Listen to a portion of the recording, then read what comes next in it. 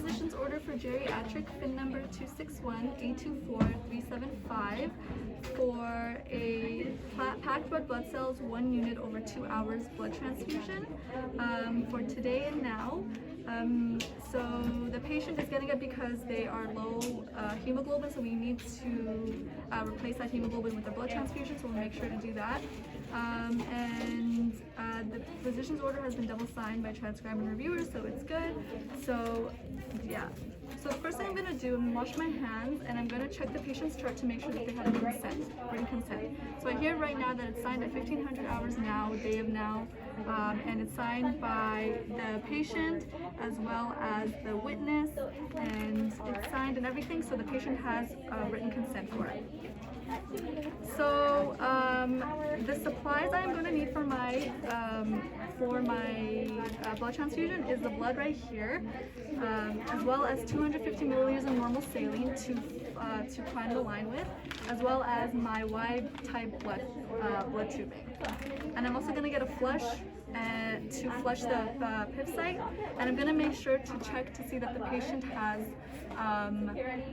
has their IV site is patent and everything, that they have an emergency carrier in their room.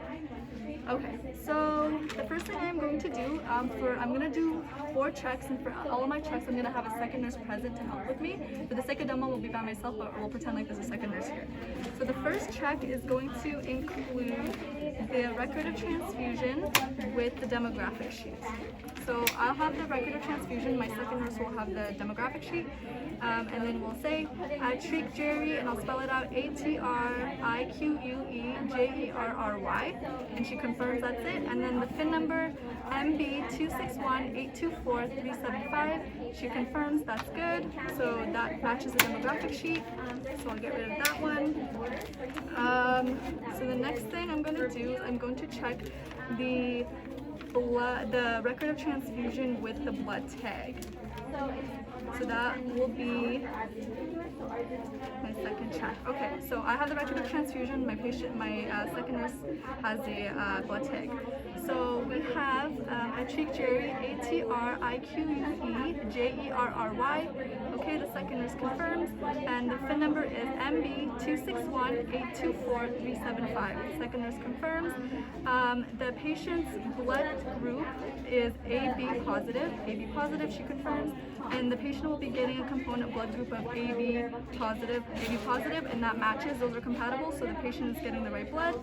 And the donation number is C051008900445Y in a box, and the second nurse confirms.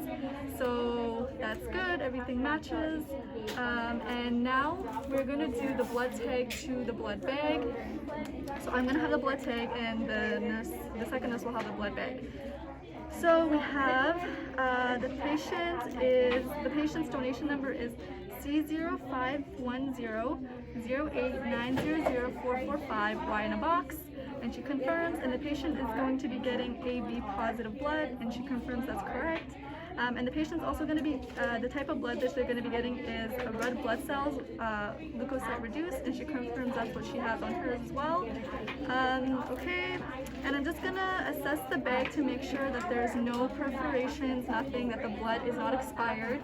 The blood expires a month from today, so it's still good, and I checked the blood. There's no sedimentation, there's no blood clots, there's no weird colors to it, and the bag is not perforated, so this is good. And this is our third check, and the volume for the blood bag is 358. So initially I'm going to start my rate when I go in there at 50 cc's, and then I'm going to change it after the first 15 minutes to 197. But we'll get there when we'll talk about that when we get there. Okay, so since I've done my 3 checks, now I can go into my patient's room, and yeah. So I'm going to take my physician's order and my blood tag and everything. Okay. Actually, the first thing I'm going to do is I'm going to prime my line before I go into the patient's room. So I'm going to wash my hands. I just want to make sure everything is set up before I go in there. I'm going to prime the normal saline to the blood tube.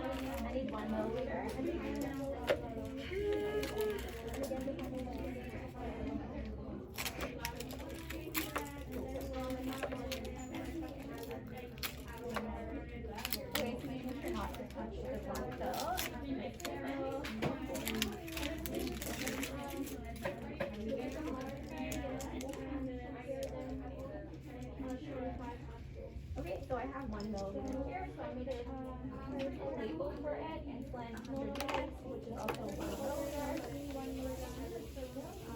And I have my normal statement. And I made my final. Okay, and I'm just going to aseptically attach my saline. So I'm going to do my second check. So I have my kilograms, my bar, and all this. So first in Scotland, first in Scotland, first in Scotland. Insulin, hemoglobin R, insulin, hemoglobin R. Insulin, hemoglobin R, insulin, hemoglobin R, insulin, hemoglobin R. We are giving the dose, so we're going to look here, 100 units, which is 1 milliliter of 100 units per milliliter.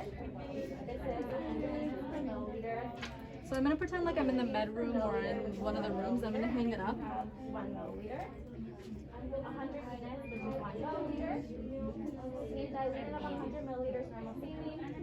I have 100 milliliters normal saline, 100 milliliters normal saline. Final volume of 101 milliliters, final concentration of 0.99 units per milliliter, 0.99 units per milliliter. So we're giving it continuous IV. We're looking at continuous IV. Continuous IV, this can be given IV. This can also be given IV at 2 units an hour. So IV continuous starting at 2 units an hour, and we check that. And we're giving it today and now, today and now, and we're giving it today and now. So my second check is done. I was going to call in nurse and I'm just going to fill the chamber everything looks good to her. She's going to also sign her with normal saline halfway, just so that when the blood goes into it, that a new alcohol swab. An alcohol swab is like 30 seconds, letting it dry for 15. And I have it's almost halfway filled. I'm just going to press the bag lightly to make sure that it fills up. So this should go into the shark. And I'm just going to mix it. Attach my label. Okay, so with going to the bedside, I would put this in the sharps and the med weight. Okay, so it's halfway filled right here. So it's good. So I'm just going to clamp my normal saline line. And I have my label for it. And now I'm going to head into my patient's room. So I would do an entry. So I take my blood bag, my physician's order, my gloves, my flush, and my alcohol swabs. And I'm just going to keep it on the table just because it's a lot to carry. And I walk into the patient's room, I do my entrance safety check. I see that the patient's bed is at the lowest position, call bells within reach, and patient's not in any distress, so I introduce myself. Hi there, my name is Suzanne. I'm going to be your nurse for today. I also have my second nurse. We're just going to be doing a blood transfusion. I'm just going to explain everything to you, but first I have to identify and check your wristband. Is that okay? Okay, so I get my blood bag, get my blood tube. Alright, and my nurse has, so the nurse is going to check, the second nurse is going to check the wristband, and I'm going to check the blood tag. So, Attrique Jerry, ATRIQUE, JERRY, FIN number 261824375, and that's what the patient has as well. And I'm just going to confirm with the patient. Can you please tell me your first and last name and spell it out for me? Okay, the patient does that. Can you tell me your date of birth? Okay, good. And do you have any allergies? Good, perfect. And then I'm also going to do a safety check real quickly, and I noticed that the patient has a carrier, normal saline carrier line in this room, so that's good. I'm going to need that just in case there's any complications with the transfusion. Okay, so Jay, what I'm going to be doing today is I'm going to be doing a blood transfusion. So your blood levels are a little bit low, so we have to replace them. Essentially what I'm going to do is I'm going to hook up this blood to the IV, and it's going to go into your IV site over here, and it's going to transfuse some blood into you. So some possible complications of this is you could possibly get some shortness of breath, you could become hypotensive, you could feel numbness and tingling, as well as you could have decreased like level of consciousness. If you feel drowsy at all or any of those symptoms that I mentioned, you let me know. I'll be here sitting with you for the first 15 minutes to ensure that there's no complications. And after that 15 minutes, I'll take your vitals. I've already taken your vitals, so your vitals are stable right now, they're good. I'm going to stay for 15 minutes.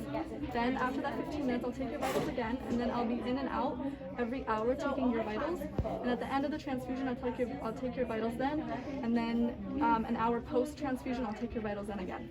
But in the meantime, when I'm not here, you let me know if you have any complications. Is it okay if we move forward with the procedure or the treatment? Yeah, perfect. Okay, so I'm just gonna wear my gloves, and I'm gonna assess the patient's IV site.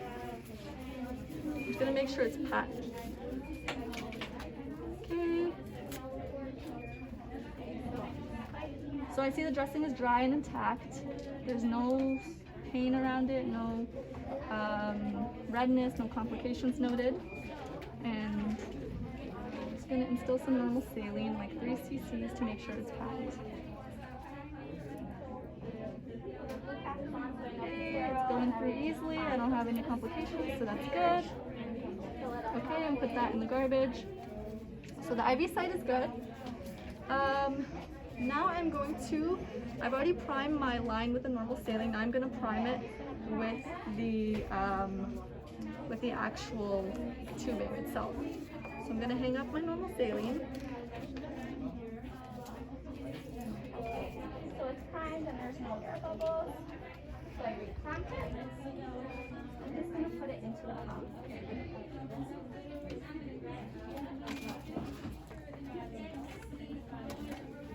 Okay, it fell on the ground, but I'm going to clean it. It's still capped, but I'll clean it with a alcohol swab and like for 30 seconds make sure it's fully clean, but it's still under the cap, so it hasn't touched anything technically.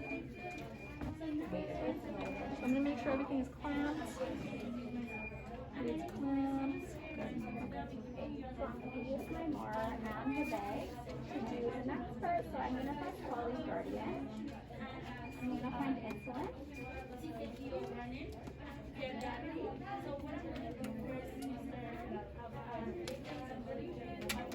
So insulin. I'm going to aseptically attach the bag. 100 units. The unit volume was 101. It's still capped, but I would clean it for 30 seconds. Okay, so I'm going to make sure it's all clamped, and I'm going to, I'm going to open this up 0.9 and let it prime. the dose that we're giving is offered 2 minutes an hour, 2 minutes an hour, 2. The rate for the volume is 101. Until I see pink in the line. So I'm going to, before I have confirmed primary, I'm going to get an independent nurse to come do an independent check. She does a check and she thinks it looks good as well. So now I know that I can confirm primary. So before beginning, I am going to alcohol swab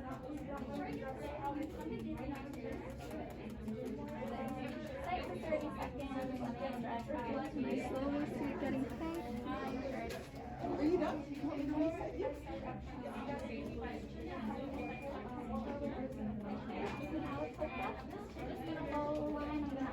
Slowly getting pink.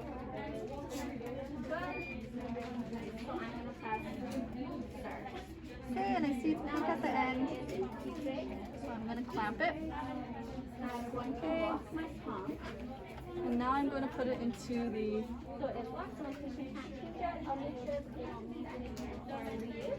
I'm just going to If you lock have it any first. questions, so I would document on tomorrow with my secondary signature as well. And I do work with check.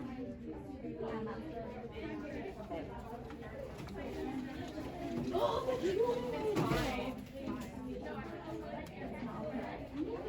Okay. Now that it's in there, I'm going to open it up.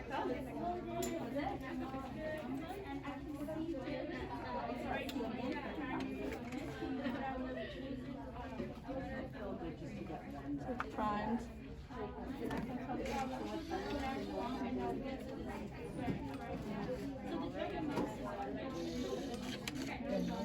Okay, for the first 15 minutes, I'm going to have it running for 50 cc's. So I'm gonna put 50 cc's, and the volume is 358, which is on the bag. And I'm going to go to change mode, and I'm going to label the line.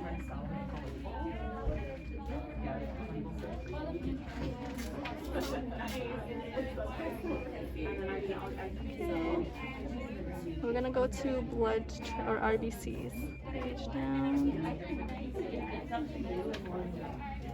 Okay. Okay, select. So I've labeled the line.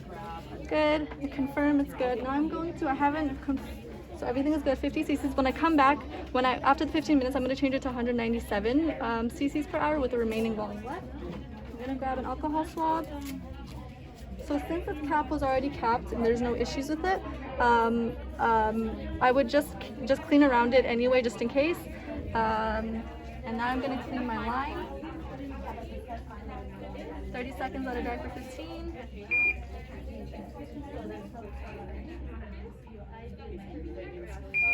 Okay, it's attached. Okay, so 50 cc's, 358 red blood cells. This is clamped. This is open. Okay, and we're going to confirm, and we're going to start. So I'm just gonna watch for 3 drops. It's gonna take a little bit, so I would just assume that there's 3 drops. I'm gonna open my clamps, make sure everything is open. But for the sake of the demo, I'm gonna close it just because I don't want to fill Jacob.